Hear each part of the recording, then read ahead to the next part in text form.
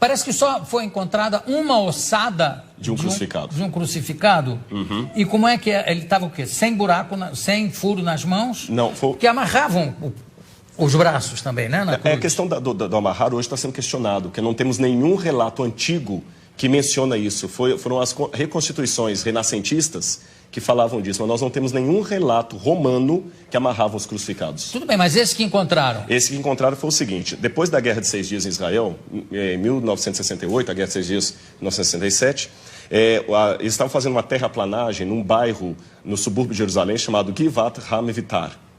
E os tratores bateram em ossários, ou caixões de pedra. Sim. E nos ossários, geralmente, você tem os ossos da pessoa e o nome escrito lá de fora, em alguns deles. E estava o nome Yohanan ben Hagakol. Ah, sim. Aliás, essa descoberta já... Não, a descoberta já tem algum tempo. Tem. Foi na década de 60, né? 68. Então, quando eles pegaram, eles abriram o ossário e perceberam que havia algumas coisas curiosas. O fêmur estava quebrado e no calcanhar havia um cravo romano fixado ali. Foi o único que encontraram. Então, a partir daquela ossada ali, eles fizeram um levantamento legístico de como seria a posição de um crucificado na cruz. E é bem diferente do que a gente imagina claro. Das reconstruções medievais. E o sofrimento de Cristo ficou de uma maneira muito mais dantesca, a visão arqueológica, e eu até diria legística, porque foram médicos de medicina forense que fizeram reconstituição da causa morte. E o negócio de cravo na mão não tem? Não, porque o osso dele estava muito fragmentado. Mas, então não tinha, os ossos da mão não estavam todos inteiros. Pelas profecias, certamente não é uma ossada de Jesus. Ah, não, com certeza não. Porque, inclusive, se eu não me engano, tem uma das profecias que diz: nenhum dos seus ossos será quebrado. E não conhecerá a corrupção. E nós temos evidências. Eu sei que muitos historiadores hoje negam a ressurreição de Jesus, pensam que é uma teologia, mas eu digo, com base histórica, a ressurreição de Jesus aconteceu e nós temos muitos elementos históricos para afirmar isso, a despeito do questionamento de muitos historiadores. Mas sobre a ressurreição? Sobre a ressurreição. Mas qual é o dado histórico que pode haver sobre a ressurreição? Claro que é uma questão de fé. Para mim é uma questão de fé. A própria forma como os relatos evangélicos estão não demanda uma propaganda. Porque o que é uma propaganda? Uma propaganda, às vezes, você mascara, enfeita uma coisa para vender um produto. Aqueles discípulos estavam, em primeiro lugar, sofrendo perseguição e abuso por causa daquilo. A ressurreição era uma única doutrina da antiguidade que ninguém aceitava. Eles aceitavam a história de Platão, que a sua alma ia para o Éon, podia aceitar a história de Pitágoras, que você transmigrava a alma de um corpo para o outro, ou então ficar com os epicureus, que morreu, acabou. Mas ressurreição... A reencarnação exatamente, a transmigração de almas está ali perto. Exatamente, alguns judeus aceitavam a reencarnação. Agora, ressurreição era uma coisa que ninguém comprava essa ideia. E outro, na época, pelo machismo... Mas isso, desculpa, mas isso não é uma prova histórica. Sim, mas a forma como os evangelhos foram descritos é interessante. Eles quebram todas as regras de propaganda. Quer um exemplo? Porque para eu saber se é histórico ou não, lembremos, história não dá para levar ao laboratório e repetir o processo. A forma como tratamos a história é diferente. Você olha um documento, e o que você considera uma prova histórica? Como ele foi redigido? Ele foi redigido de uma maneira histórica, com E, ou uma maneira de propaganda, ou uma maneira real. E os evangelhos, por exemplo, eles mostram que a primeira testemunha de Jesus ressuscitado foi Maria Madalena, que era mulher. O testemunho de uma mulher não era válido. Se eles quisessem vender uma teoria, eles colocariam que os homens viram Jesus, e não as mulheres, porque o testemunho de uma mulher não era válido. Segundo, o fato de Jesus ressuscitar no terceiro dia. Para o judeu, até o terceiro dia, você podia ter um coma e voltar. Interessante que Jesus ressuscita depois do terceiro dia, ele estava realmente morto. Outro detalhe... Mas ele não ressuscita com o mesmo corpo que ele morre, né? Mas é um corpo glorificado. Glorificado, mas ele tinha algo tangível. Tanto é que quando ele aparece para Tomé, o famoso São Tomé, o incrédulo, ele fala: Tomé, veja que sou eu, que um espírito não tem carne e osso, toca nas minhas feridas. E depois ele pergunta: o que vocês têm para comer? Eles tinham peixe e favo de mel, e ele come com eles. Então é um corpo glorificado, é uma questão de fé, é claro, mas tem uma continuidade com um corpo humano. Não, tudo bem, mas tudo isso, desculpa, eu sou uma pessoa de fé, né? Entendi, claro. Estou aqui fazendo um pouco o advogado dele, que é o seguinte: tudo isso foi muito mexido, remexido na Idade Média, no primeiro imperador católico, Constantino. Né? Constantino, inclusive as datas de carnaval, disso tudo para conjuminar, para juntar com as datas de feriados. Exatamente, pagãos. E também ele foi um pouco copydesk dos evangelhos, que tem uma opção de outros evangelhos que ele é que resolveu que não valiam. Na verdade, quando a gente trabalha isso, a gente trabalha com a crítica textual. A crítica textual se vale de documentação anterior a Constantino. Então, nós temos fragmentos do Evangelho de João, por exemplo, John's Highlands, que data do ano 150, 170 antes de Constantino. Outro detalhe, Constantino era analfabeto. E os evangelhos apócrifos que começaram a surgir, os famosos aí, com todas aquelas histórias, eles não foram aceitos no cânon.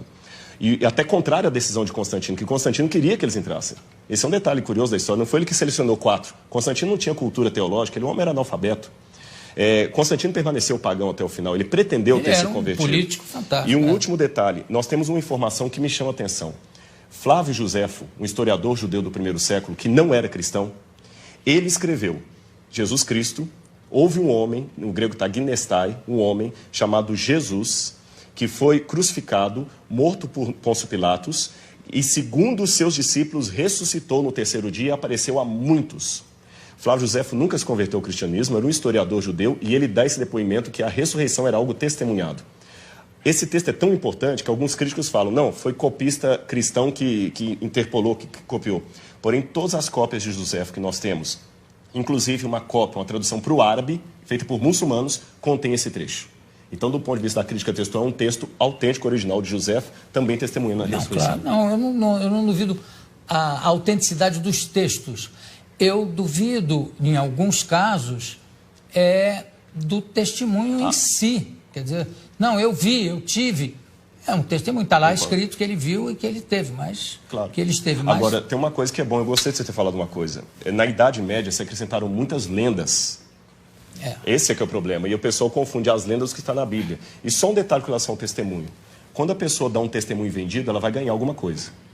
O que os apóstolos ganharam com aquele testemunho? Pedro morreu crucificado de cabeça para baixo. Paulo degolado. Então, quanto tempo demora uma mentira?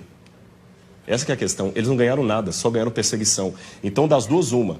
Ou aquele pessoa era muito doido, ou ficaram tão extasiados com aquilo que preferiram morrer a negar o depoimento que eles estavam. Se fosse uma mentira, eles tinham pulado fora. Ninguém ia ficar com Cristo até o final. O único que traiu foi Judas. Os outros ficaram, e até hoje a história está aí, e nem a modernidade conseguiu matar essa brilhante história da ressurreição de Jesus.